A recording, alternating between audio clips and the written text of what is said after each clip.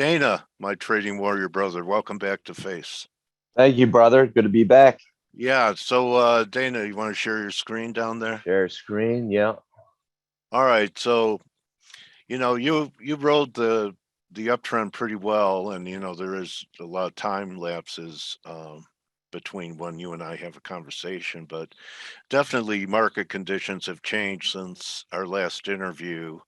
And I just want to start off with I think the $1 million question is, are the lows that we had recently um, just setting up a bear market rally, or was that the end of a correction and perhaps new highs are ahead? I know that you trade your signals.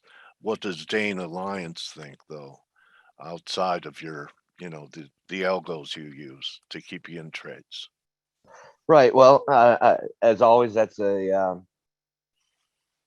dangerous question to go on what we think versus what our signals and what our models say. But I know. There's a reason we've spent many decades putting together quantitative objective models, so we don't have to think, right? So yeah. experience. I'm wondering. Yeah, experience does count for a lot. Certainly, and especially in knowing how not to get yourself in trouble by doing too much thinking. So, right.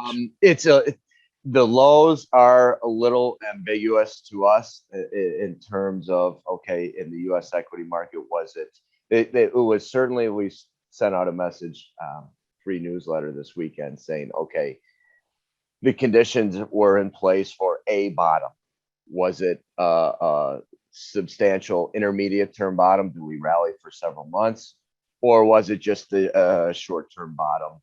Do we get a dead cat bounce here and then go down and make new lows? So the jury is out on that. I would say we did have the January, February lows and retests. We had adequate type of capitulatory readings in terms of market internals, in terms of investor sentiment. It was pretty bearish in some areas. We had some washout type readings in terms of new lows. Yeah. And some other Weren't there a few missing, Dana? I kept hearing people like 90% type down days, or we really didn't get that swoosh of panic. That's right. And that's the other side of it. It was, if this is going to be a major intermediate term low or cyclical low, we didn't get, the unambiguous washout type readings that we typically get, just the complete give up, the complete waterfall decline, like you see back here in the COVID crash. We didn't really get that.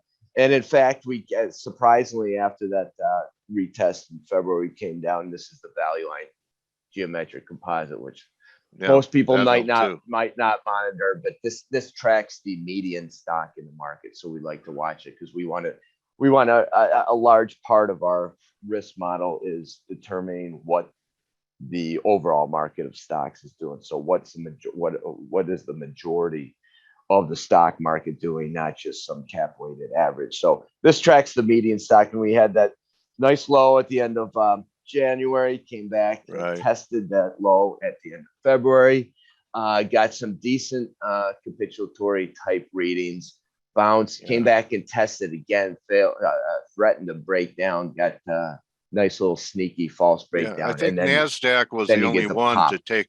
I think NASDAQ 100 was the only index to take out that prior low by a little bit, but there was certainly glaring divergence when it did so. Well, I agree. But from a purely technical charting standpoint, you can see the low was made right on that 23 retracement from the 2020 low, and 50% retracement from the breakout from the election in 2020. So it happened. Yeah, you had that good confluence, like you say, of fib and other technical reasons for us to bounce there. If you look at the NASDAQ 100, you get a similar story. Here's the 38 retracement from the 2020 low. Boom, right on. Did not make really a lower low be below that intraday low from February. bounce Okay. off there. If you scroll Yeah. back even further, some people don't go back this long, but 23 retracement from the lows in 2002. So right on that same number. Wow. So you had some, and not to mention the 61 retracement from the lows after the 2020 consolidation. So you had enough technical reasons for us to bounce. You had some internal and sentiment type washout or semi washout reading. So you had enough reason to bounce from there. Whether, like I said, whether it's going to be a multi-month rally or whether just a short-term bounce that leads to lower lows, the jury is still out. We are, if you want me to put some subjectivity into it, we are in the bear market camp. We think there are too many excesses in the system that need to be corrected that have not been corrected. So we are in the bear market camp. So we're looking at, we think, a bear market rally right now. We could be proven wrong if we continue to rally sharply and recover some of the key technical levels. Right now, we're in the bear market.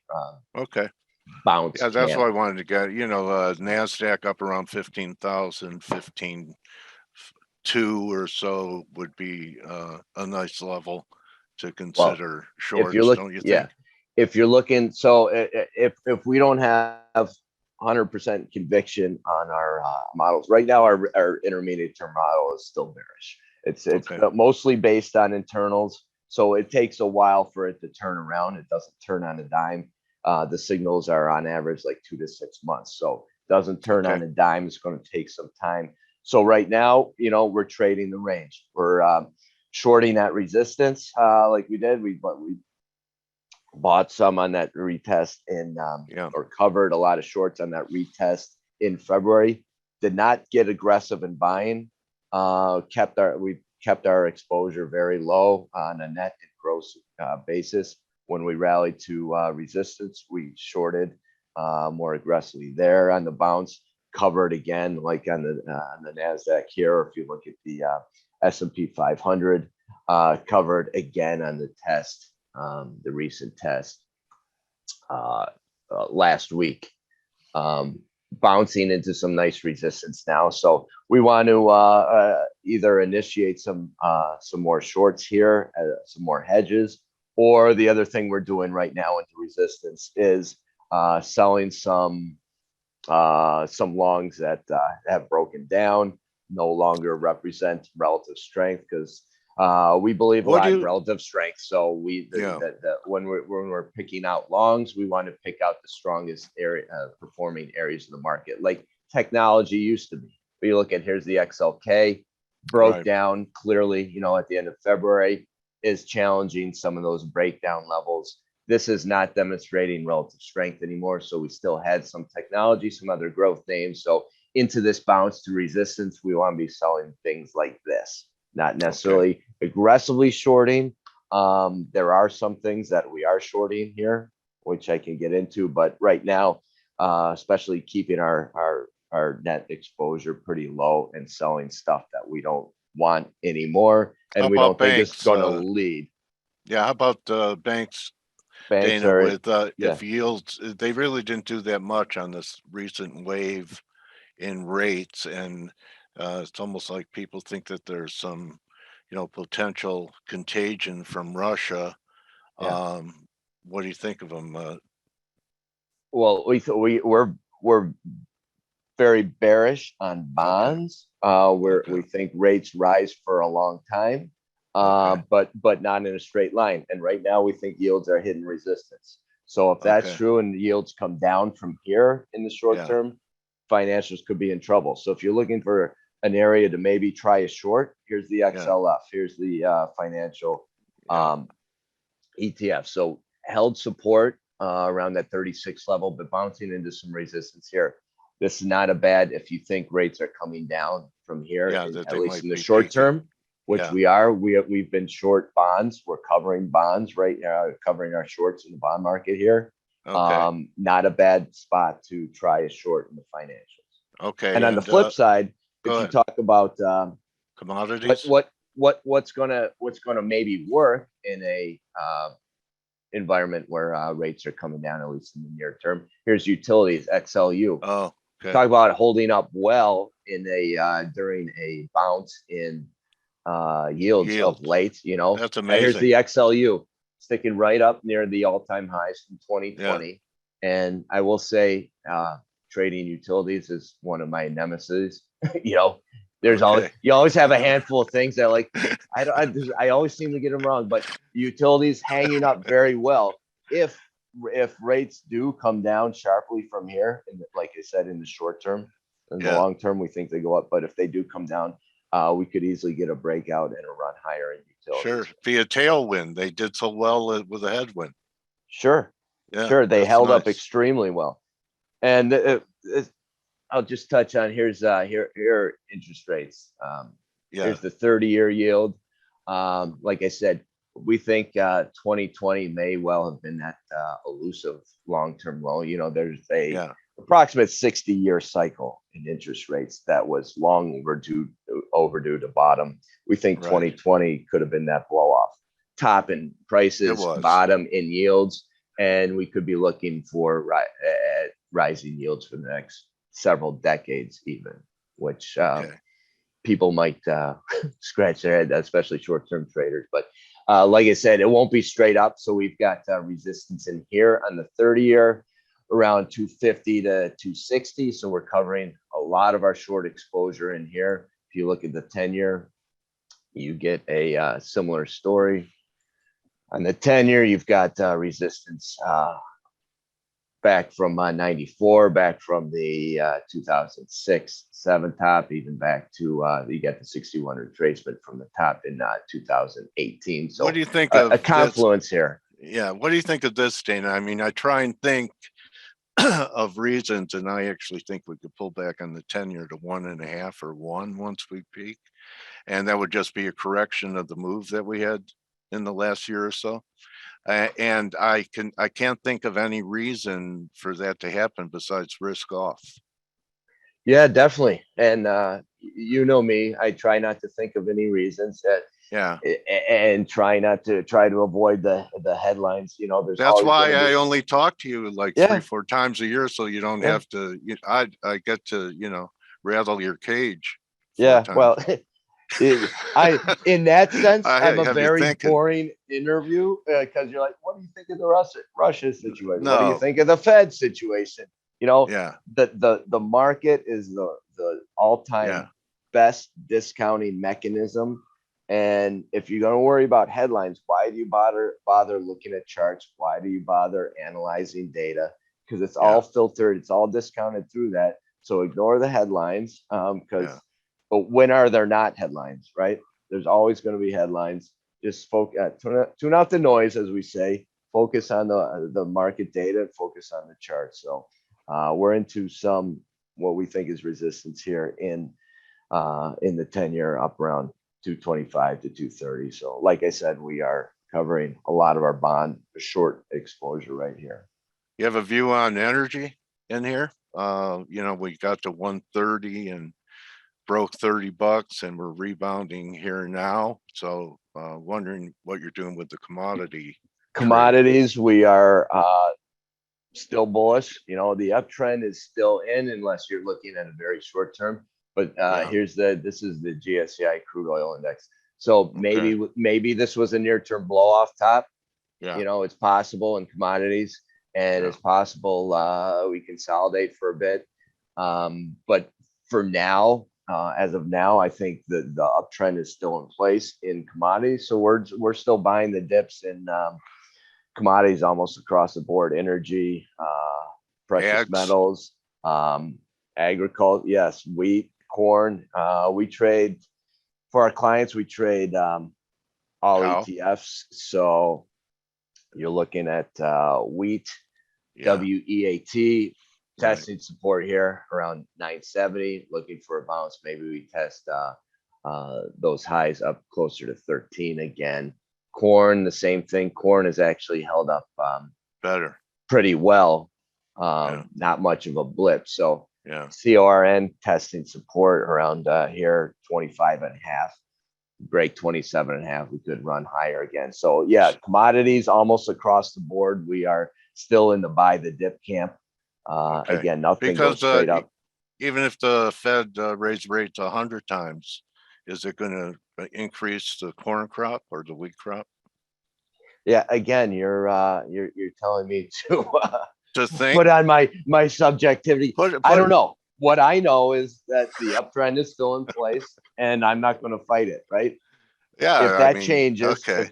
if that changes, then I've got ammunition to. I'm just reverse saying the course it. Fed can't print corn, Dana. Yeah, That's I all. got You you. know, they can't I anyway. got you. All right. So interesting. I mean, it's kind of a, little change of tone and tactics and different markets that your stuff is adjusting to, and Yeah, I for was looking sure, forward to it.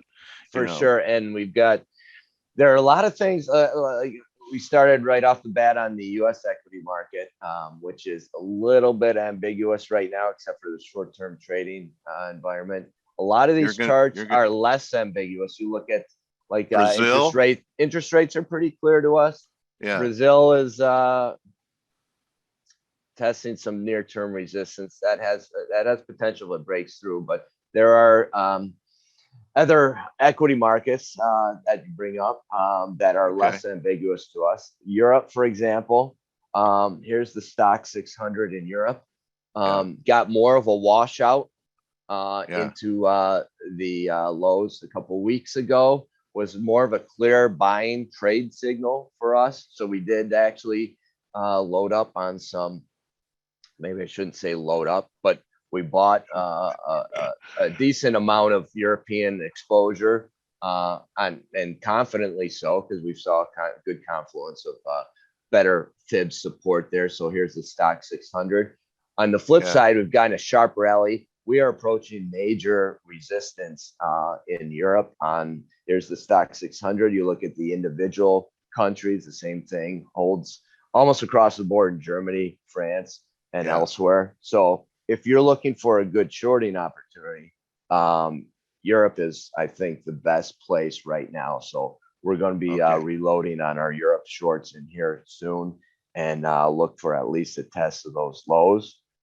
If not, if we are in a pure bear market, then we could see even substantial new lows. But strong bounce here right into the meat of a lot of resistance. You have a view on the dollar, Dana? Because that would probably have impact on what you're talking about here. Yep. The dollar's also key development rate recently. So here's the US dollar index, a couple areas of resistance that it just overcame. So you look at the uptrend from 2011 that it had broken, reclaimed that around 97.5. The same spot that the 61 retracement from that 2020 top. So once we broke there around 97.5, 97.70, that opens up further upside in our view. So and it gives you a great line in the sand, Dana. Yeah, absolutely. 97.5, 97.70 is a good spot to be buying the dollar in our view.